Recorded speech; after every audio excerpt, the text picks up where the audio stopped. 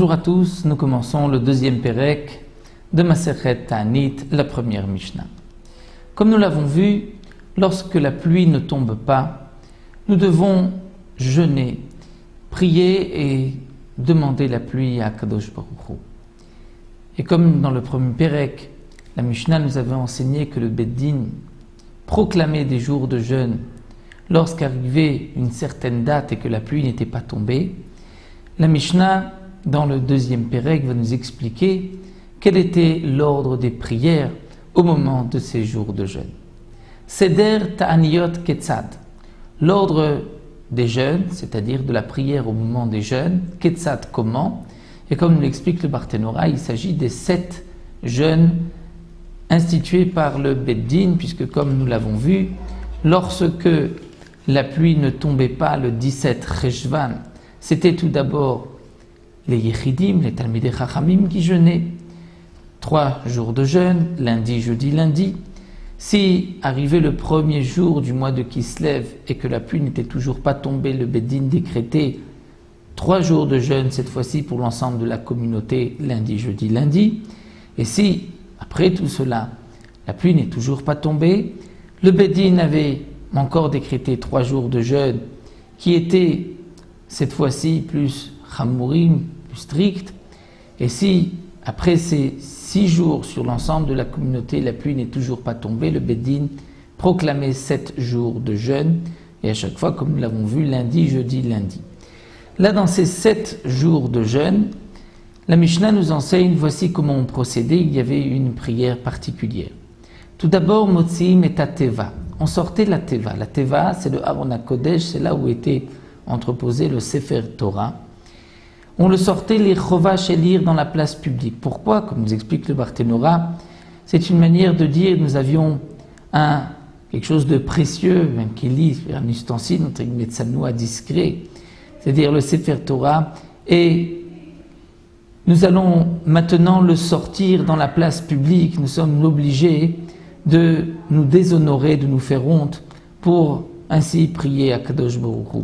Donc on sort la Teva dans la place publique. Venotnim efer makle. On prenait de la cendre qu'on posait al gabé à Teva sur l'arche, sur le Aron HaKodesh. C'était un siman de dire, comme c'est marqué, Bechol tsaratam lotzar, lorsque nous souffrons, kaviachol, si on peut dire, la Shrina souffre avec nous. Et donc, on mettait sur la Teva de la cendre, on représente la Shrina qui souffre avec nous. Et on posait aussi cette cendre Berosh Anassi, sur la tête du Nassi, de celui qui était à la tête du Klal Israël, ou Berosh Avbeddin, et sur la tête de celui qui était le Avbeddin, c'est-à-dire le chef, qui est à la tête, le père du tribunal rabbinique. Le Nassi, c'était le président, c'était une fonction au-dessus du Avbeddin. Donc le Nassi et le Avbeddin recevaient de la cendre. Elle leur était posée par une autre personne, une tierce personne. C'est comme dit le Barthénora, c'est un déshonneur encore plus grand lorsque c'est quelqu'un d'autre qui va mettre cette cendre, on va avoir plus honte. Et ensuite, tous les Bnei Israël présents prenaient de la cendre et posaient cette cendre sur leur tête.